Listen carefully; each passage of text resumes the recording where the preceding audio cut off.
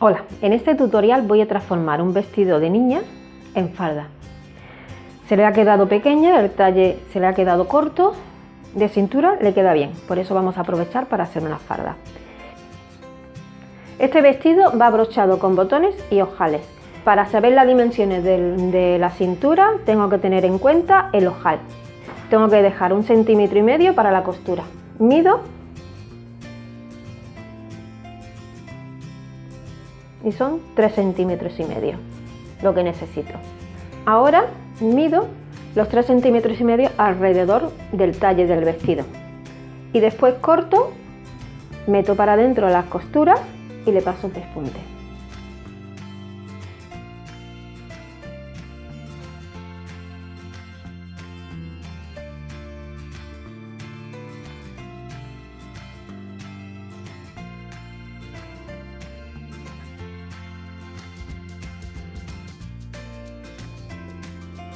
Ya tengo la falda. La cintura, meto 1 centímetro para adentro y el otro. Y pongo un alfiler. Y así todo alrededor. El botón me molesta y lo voy a quitar.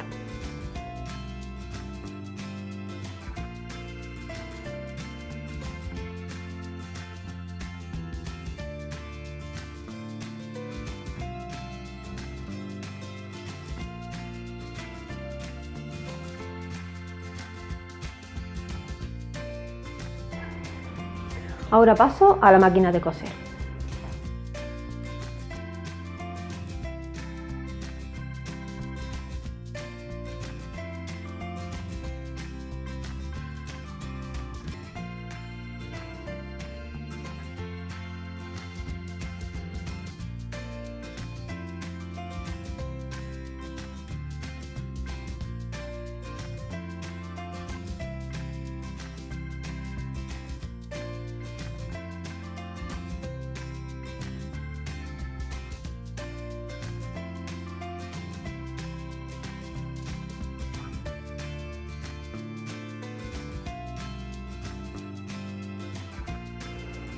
He transformado el vestido en una falda.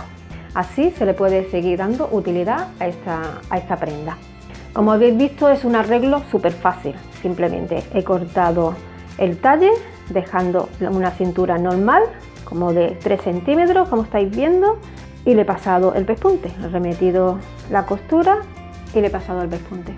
Si te ha gustado este vídeo, dale a me gusta, no olvides suscribirte y comparte en las redes sociales.